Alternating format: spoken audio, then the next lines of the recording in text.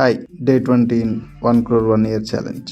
చాలా మంది నీ వెనకాల చెత్త మాటలు మాట్లాడుతుంటారు, నిన్ను డౌట్ చేస్తుంటారు. అవి ఫ్యూయల్ లాగా యూజ్ చేసుకో. ఆఫీస్ కొంచెం క్లీన్గా ఆర్గనైజ్గా లేదని కొంచెం ఎక్కువసేపు క్లీన్ చేస్తాం. వాళ్ళ మాటలు పర్సనల్గా తీసుకు ఆ ఎమోషన్స్ని యాక్షన్స్లోకి మార్చు.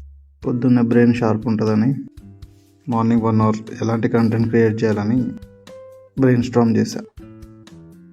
సాటర్డే కదా ఇవాళ, full body workout, deadlifts, గుల్టెన్ స్క్వాట్స్, పుష్ పుల్స్, కొంచెం కార్డియో. బాడీ ఎంత ఫిట్గా ఉంటే మైండ్ అంత షార్ప్గా ఉంటుంది. పెద్ద గోల్స్ అచీవ్ చేయాలంటే ముందు బాడీ ఫిట్గా ఉండాలి, తర్వాత అన్ని.